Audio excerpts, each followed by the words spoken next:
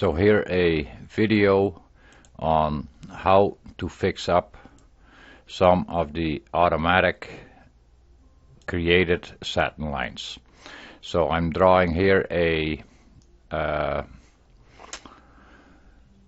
polygon, and this one just has got 5 corners. You can change that to whatever setting you want.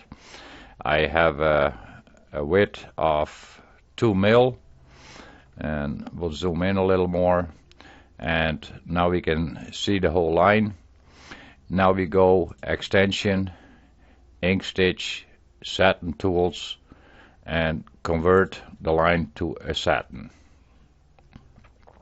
Now what we see is that it is in 2 parts. There you can see that is not a nice connection, and this corner is not a nice connection either. This point and that point are not lining up, and here is an overlap. So how can we go and fix all these items?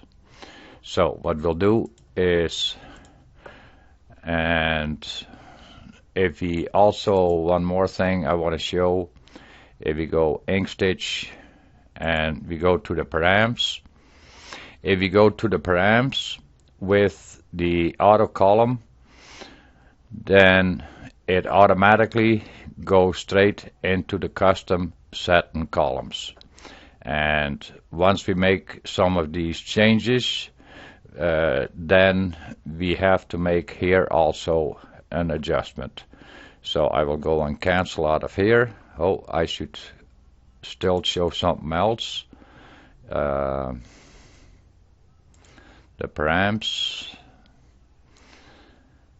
and I'll move this one in a different window for a moment. So there you can see that this is not a nice finish, and this corner is not a nice corner either. So these corners, this corner, that corner, and that corner are the same, but these two are different. So now we want to go and fix that problem, and to do that we will go and to the node select tool, and we can go and select right away both of them, and then we can go and manipulate these 2 nodes a little bit, and we slide them over that and snapping is turned on, so then the second one will snap on top of each other. Then we go join the selected node, and we do the same with these 2 nodes. We go and join them together. Then we go over here, join those 2 nodes, drag the one straight across from that one, and then snap that one on top of it, select both of them, and go and join the nodes. Here also join the selected node. Then what we also want to do is we want to split it in the center. So what we do is we double click here to create an extra node there, and we click over here, a double click, create an extra node, and we select both nodes, and then we go and split at the selected node. Now what we want to do is we want to check which nodes we have, and we want to give them a slight overlap. Then we might be better off to turn snapping off for that one, and we can zoom in really close, that we just give them a touch of an overlap, that we know for sure that the end gets finished up properly. And now we can go and apply the params and extension ink stitch params.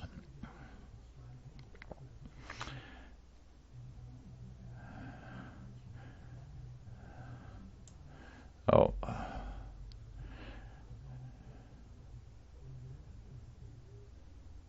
that is a little bit strange what happened there. I have not had that before. That gives an extra strange little piece here. So we'll have to check what's going on.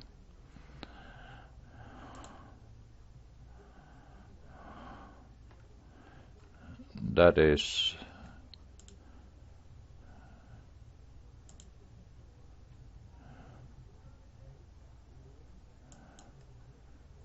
strange. Why? Go to the objects panel. I got only one. I got two paths. Oh, maybe if I go and select it. No, I like to figure out a little better what's going on here. As you can see, there is two of the rungs. So that is two of the rungs. They did not stay connected with the rest of the path.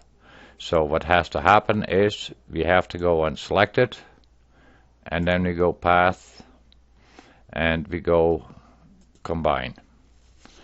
Now it should be these rungs, they should be connected with the rest of the rails, and it should give a proper digitizing. But what we get is we get a running stitch along the path, and that is because we did a new combine, and that changes the aspect. So all we need to do is check the check mark here on the running stitch along path, change that to the satin. And there you can see that now we have right away all four corners are fixed up. And if we go and change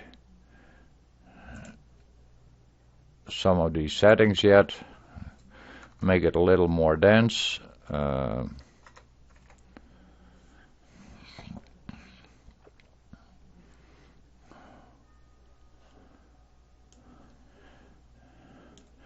And then what we can see here yet is you can see that the stitches in this corner, that they are changing a little bit in comparison with how the stitches are running over here.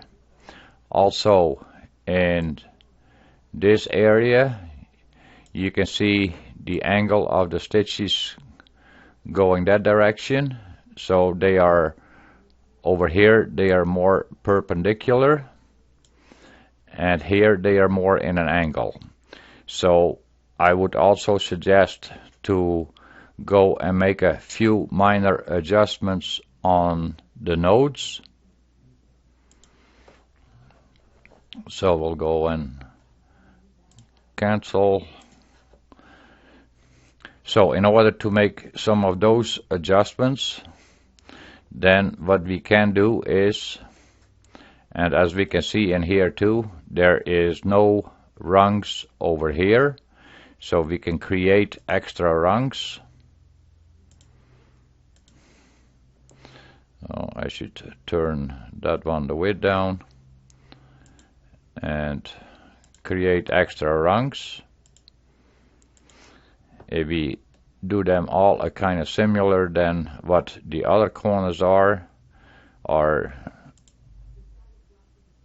and then we'll go and select them all again, and we go path, combine, and then we go extension, ink stitch, params again. And then we get here again that running stitch along path. we'll take the check mark off, and then we are automatically in the satin stitch, and then we can watch and see how the stitch direction is. And if we change the density a little bit, then sometimes it will show up a little different too yet.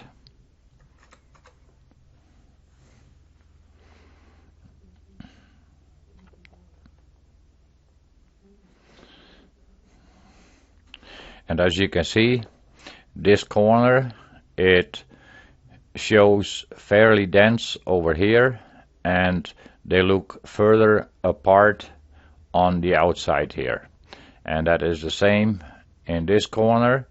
The outside is wider, the distance between the stitches, than on the inside. So that can also be adjusted. So we cancel this one, and we're going back to our design again. Now what we'll do is we'll go to the node select, and we'll go and shorten the long distance. So the long distance on the satin stitch. We go and move the rungs a little bit, and that is same here. We can shorten that a little bit, and we angle these a little bit toward each other. This one, I'm moving here the inside ones, since these two rungs are fairly close to the corner.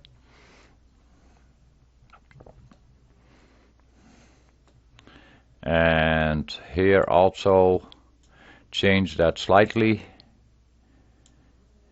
change that distance. Okay, now we'll go back to extension ink stitch to the params again,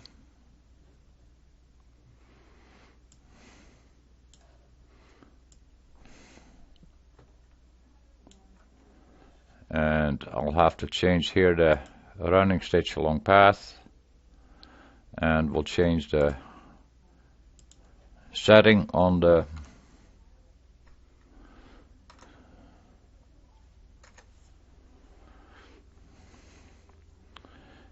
and there you can see we start getting a way more even distance between the stitches on every single corner. So that way that can all be adjusted. So hope this can help you in working with the auto satin columns, and to make the adjustments so that all your corners are going to be looking the same. Okay, thanks for watching.